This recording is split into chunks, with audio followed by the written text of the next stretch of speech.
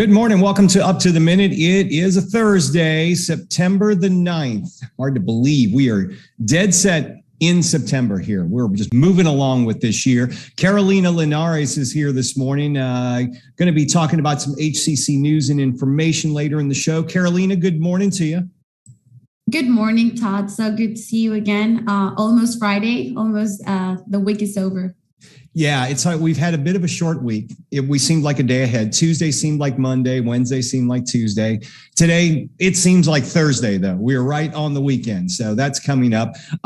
We are back on HCCTV with Up to the Minute. You can watch us daily. Of course, we're live on Facebook and YouTube every morning at 10 a.m., and you can catch us on HCCTV, the rebroadcast at noon and 5 p.m.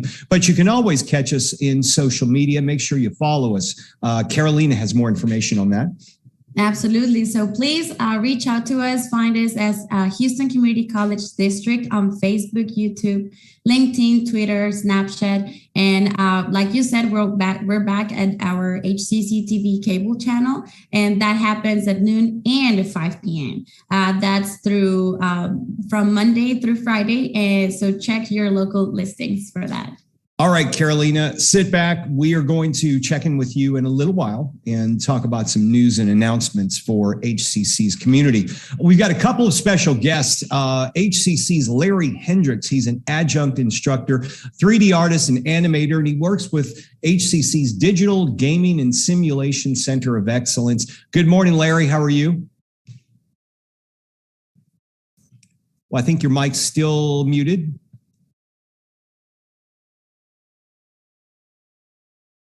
Okay, we'll check in with you in a little while. So we were going to say good morning, but we'll check in with you in about 10 minutes or so. So sit back, grab a cup of coffee, and we'll see you shortly because we're going to talk about that program.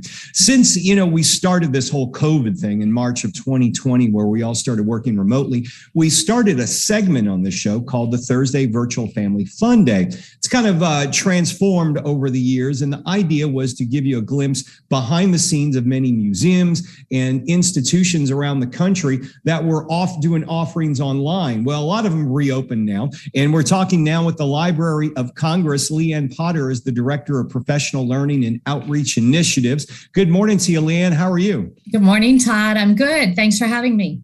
Well, thanks for being here. We've got a few things we want to talk about, one of them relating to Houston, but we want to start off talking about a book festival you guys are highlighting. Yes, I wanted to let you know that, as you mentioned, when COVID happened and so many cultural institutions started developing content online and doing virtual programming, the Library of Congress has really embraced the opportunity. And for 20 years, the library has hosted the National Book Festival. And last year was the first time we did it virtually. And we had lots of lessons learned, and we are back this year better than ever. And it's coming up later this month. So if everybody could mark their calendars for September 17th through the 26th is the National Book Festival, featuring more than 100 authors and illustrators of every imaginable genre. We've got children's authors and teen authors. We have fiction and nonfiction. We have biography. We have science, something literally for everyone. I had a chance to visit the Library of Congress back when we went to DC for spring break. I want to say it was 2016, way before COVID. It was phenomenal. I'd never been there before. I got some great pictures inside, was able to visit there for a little while. So I encourage anyone, if you get a chance to go to DC, check it out. You guys are reopened, I would imagine. And are you asking people to wear masks or their safety precautions? How's it work? Exactly. Yes, the library is reopened, not fully. We're still asking folks to register in advance. We are open to researchers who register in advance. We are encouraging everyone to wear masks, but plan ahead like everything in DC. If you look at the website in advance, plan your visit, know what the expectations are. But we are happy to be welcoming folks back. And again, happy to be offering things at a distance so that folks who can't come, have a chance to really benefit from the organization. I know we spoke, when was it? Well over a year ago. I was going to say about a year ago. It was about a year ago. But you've got something new that's going on. You've got some newly digitized collections that you're highlighting. And one of them may be of interest for Houstonians. Yeah, I think a couple of them I hope will be. So as you know, when you say the Library of Congress, everybody assumes books, and that's absolutely true. The library's got millions of them. But the library also has some extraordinary collections in different media. And among them are photograph collections. And one of the collections that I thought your viewers might be interested in is a collection of photographs by a photographer named Carol Highsmith, who is still with us. And she has been donating her photograph collections to the library. And what's really special about her collection is that these are contemporary photographs of places like Houston. And if you go on the library's website and you do a search on photographs in the Carol Highsmith collection, you can find nearly 500 photographs of the Houston area. And what, again, is really exceptional is not only are they amazing photographs, but when Carol donated them to the library, she did something really amazing. She donated the rights to those photographs to the American people. So this is an amazing collection of contemporary photographs that are copyright free. And for students who are developing content for courses that they're taking, anytime you can incorporate materials that are copyright free, that's really exciting. So I wanted folks to know about that. And again, the photographs are amazing. And because they are unique to Texas, as well as many, many other places around the country, I think it's worth checking out. Speaking of collections, newspapers have always been fascinating. Back when, here in Houston, I think we get 3 editions of a physical newspaper. Everything's online. But the old newspapers, you guys have some historic ones that are available for people to see. Maybe you can tell us about that collection. Yes. And so Chronicling America is an amazing collection of historic newspapers. And it's a partnership between the Library of Congress and the National Endowment for the Humanities to make available digitized newspapers. And what's amazing is that this is not like the old days when you tried doing research in historic newspapers on microfilm and you've spent hours looking for something of interest. Chronicling America does complete text searches. So when you do a search, not only do you find what you're looking for, but the term you searched on comes back to you highlighted. So it's pretty magical as far as I'm concerned. But what's interesting, I did some poking around for today. And many of you in Houston know that 121 years ago, Houston and Galveston were dealing with the aftermath of a horrendous hurricane. Yeah. And if you go into Chronicling America and you do some searching on newspapers from Houston, Texas, for September the 9th, 1900, the coverage of the hurricane that hit Galveston is really quite amazing. And again, there are something like 62 Texas newspapers now available through Chronicling America, but more and more are always being digitized. So again, if folks are looking for historic newspapers, Chronicling America is an amazing resource. And if you do a search on today's date, I think those will be of real interest. Definitely so. Check that out. And one thing that interests me as well, people may not be familiar with the Works Progress Administration, but this was a program established by, I believe, President Roosevelt in the 30s during the Great Depression to put Americans back to work. They had to advertise these before we had social media. You didn't have much radio back then as well. So what they did is they made posters, and you guys have some of those, which I think those are kind of fascinating. Yes, and those WPA posters are also part of a new digitized collection on the library's website. And like the Highsmith collection and like the historic newspapers, they're rights free. So if students want to incorporate these kinds of materials into work that they're doing, they certainly have the ability to do so. And one that I highlighted and I sent to your producer, Melanie, is one about back to school, which seems very appropriate for September. Yeah. And again, that WPA poster collection is now available on the library's website, and definitely worth a look.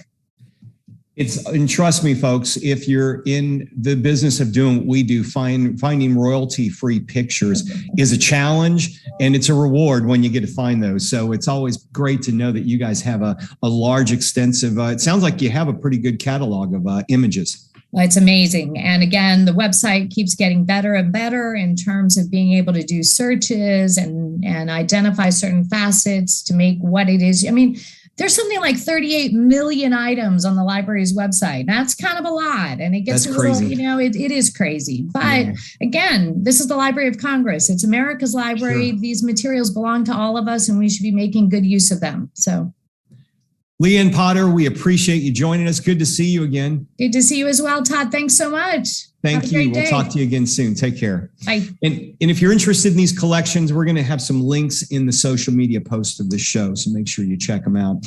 Okay, on to our HCC guest for the morning, Larry Hendricks. He's an adjunct instructor for HCC's Digital Gaming and Simulation Center of Excellence. Welcome to the show, Larry. How are you? Let's see if we can get your mic working. It's the unmute button on the bottom left. And you should be able to unmute it with those little X across it. There we go. I think we can hear you. Yeah, we got connection here. Good to see you. I believe this is the first time with us, but I wanted to talk to you about the gaming and simulation industry. For students, I imagine you have a lot of students who want to go get into it. I love video games. I want to produce them. I want to make them. I want to create them. Is that a viable career living in the Houston area? Most definitely. The gaming industry is a $180 billion industry, and Texas is the second largest state for game development. Students can make $54,000 entry level. After 3 years, it goes up to $84,000. So most of the studios, there are in Dallas, they're in Austin. Houston is fast growing. We're helping a lot of smaller studios grow, and they're going to need fresh, young talent in order to help those grow. And that's what we do at HCC. And so if you're living in Houston, because, especially with the nature of what, artists would do, you can do a lot of your work online remotely. Are you able to work with these studios from home in Houston? And do they accept that as work? Do you work as a contractor or a full-time employee? Maybe both. Well, the thing is, you can work remotely here in Houston with local companies, but you can also work all over the world. So it's not just Texas, is not just the United States. If you want to work in Japan, you want to work with European countries. China is a fast growing market. If you want to work there. The thing is, you can just work from home, turn in the work, and it's global. It's not just like, it's basically all over the world. Right. Gaming is growing all over the world, and you just need more fresh young talent to keep it going. If you're one thing I was kind of amazed when speaking with people from your Center of Excellence is that how many people are involved with producing an actual video game. You've got animators, artists, people who score music. You've got people who write the programs. You've got a team of people that are working on this goal. Any idea, and this may be depending on the game itself, from a game from start to finish where it's released to a market, how long does that take? Are we talking years processing to getting a game launched? The average turnaround is from 24 to 36 months. You have some games that, depending on the complexity of the game, takes maybe 12 months. And then you have your games, your AAA titles that can take up to 5 to 6 years to come out. So it's a cooperative effort. You work with the artists, work with the programmers, they work with the designers to make sure that everything is working the way it's supposed to.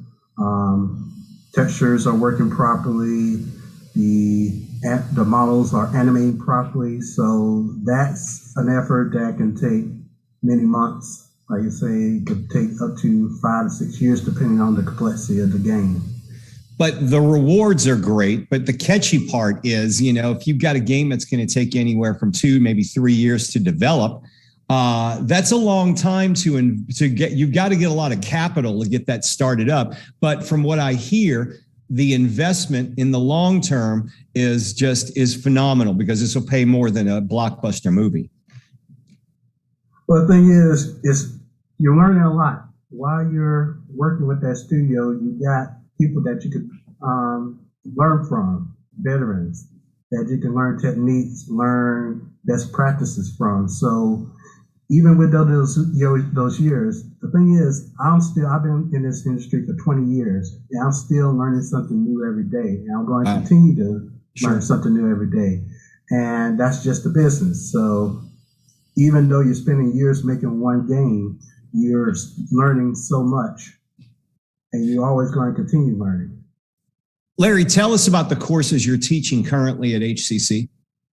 Right now, I'm teaching basic 3D modeling. So I teach the students that prop modeling is usually the entry level when it comes to getting into the game. So by the time they're finished with the course, they have the knowledge, they have the foundation to create simple models that they can go to those studios and say, hey, I want to just model these simple props for the game. And studios are always needing those modelers, especially within the last few months of development.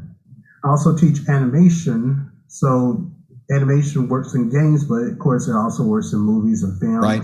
And definitely works in simulation. Houston, it has a big simulation community, and they need animators to be able to advertise their oil and gas, advertise other industries as well. Sure. You guys have something called Game Jam. Tell us about that. So these global game jams, they happen about 2 or 3 times a year. Students and industry professionals get together and they take a game from concept to prototype within a matter of like 2 to 3 days.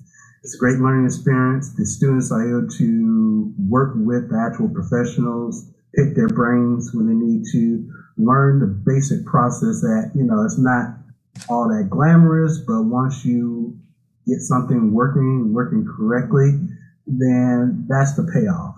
And they learn that, hey, this is something that I can definitely do for a living, especially if they have the passion to do it. You also encourage your students to check out some of these studios as well and get a chance to visit them? Correct. So every so often we take field trips to the game studios so that they can see the actual work environment that they're preparing for. They talk with some former students.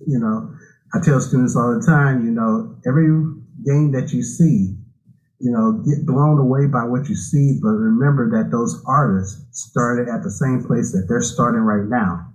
So, and then it's one thing for me as a teacher to tell them, but it's another thing as an art director to tell them the same thing. It tends to stick more when that happens. Tell us, Larry, if you could give some advice, what's the biggest misconception that students come into your classes with and things you have to dispel before getting started? The biggest one is I tell them that this is an industry of entertainment, so you're not necessarily guaranteed a job when you come into this course.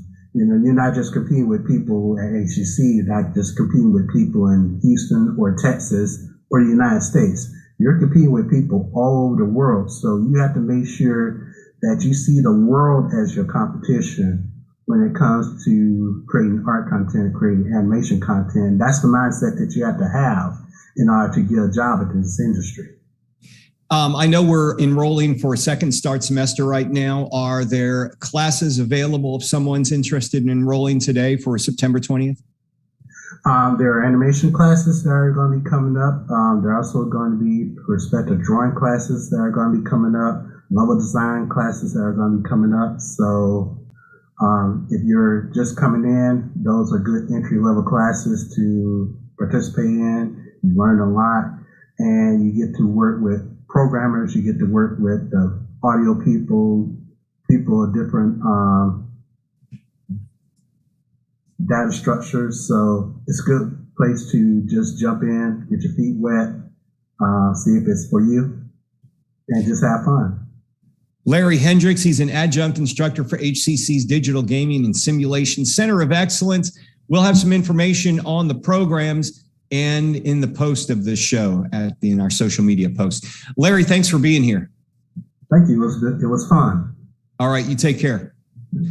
Okay, we are going to move on to Carolina with our news and announcements. So Carolina, we've got We got something we've been doing here at HCC, something special, and it's looking to help our neighbors in the East in the wake of Hurricane Ida.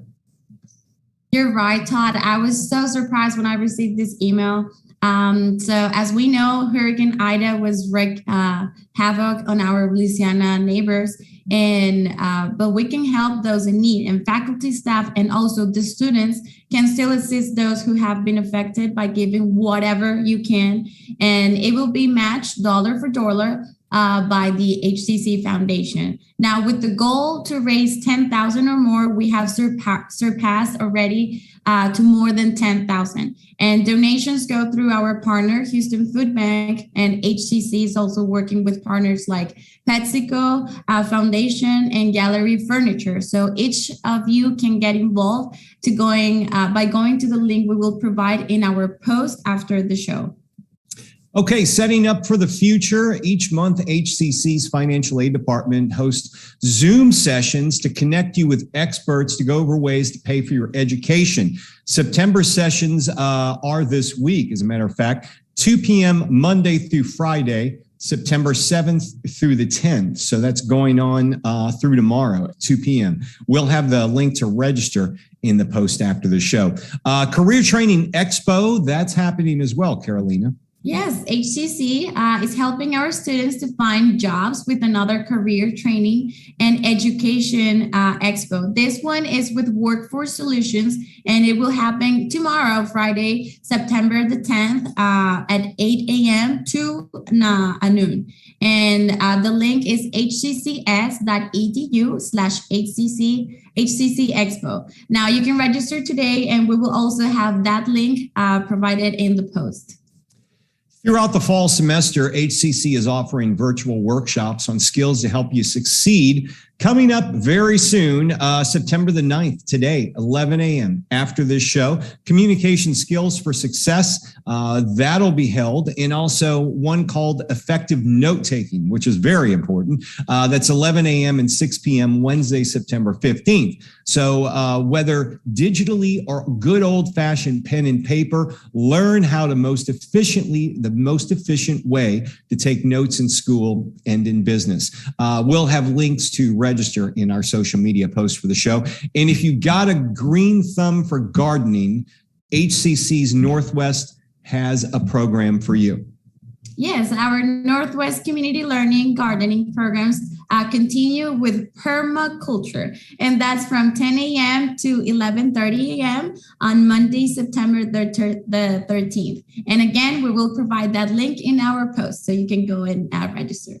I want to skip on down to a very important thing for our students, especially if you're registered for the fall and you need help paying for college. You may have heard on this show and several of our shows, it's really the best time to be going to a community college, especially HCC, because HCC received $59 million in the Higher Education Emergency Relief Fund in response to the COVID pandemic. This means currently enrolled students for fall 2021 or get this, spring 2022 can apply for funds to cover the costs of tuition, fees, books, childcare, healthcare, food, housing, transportation. This is a grant. It's not a loan. You don't have to pay it back. You have to request the funding through September 10th, which is tomorrow. Request the funding. They will pay it out in 2 payments for the semester. This could literally pay for all of your tuition for the semester. It's game changing. So make sure you ask for this money. The government's providing it. It's there for you, folks. So make sure you get on board. And if you haven't registered for the fall, well, you missed out, but we have Second Start just about a week away.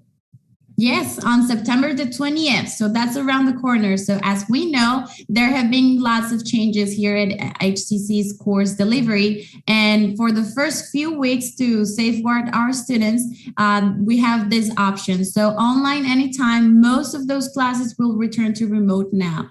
Online on a schedule, again, most classes remote now. And hybrid lab, only some will be offered. The hybrid courses are not offered for the first few weeks, and in person are not offered for the first few weeks either. That's right. So October 4th is the target date. We will keep you up to date right here with anything that comes out from administration and where we're going with that. But the main thing is register now, get some of those HERF funds, but you have to do so by September the 10th. You got to be registered for the fall. So make sure you register today at hccs.edu/now. Tomorrow on the show, we got a special guest, Janet May. She's our Chief Human Resources Officer. She's going to bring us up to date with HR's latest from Talent Engagement. Plus, she just recently received the National Award. We'll congratulate her for that. And it's Film Friday tomorrow, Carolina. Oh, and we will welcome a guest to talk about the reopening of the rooftop cinema in Uptown. I can't wait to go there. So after a long COVID hiatus, they are back, and we can't wait to see what's on the big screen in the sky. Okay, all that and more tomorrow and Up to the Minute. That wraps up today's show. Have a good Thursday. Remember, rebroadcast of this program on HCCTV at noon and 5 p.m. on our cable channel. We're live every morning, 10 a.m. right here on Up to the Minute.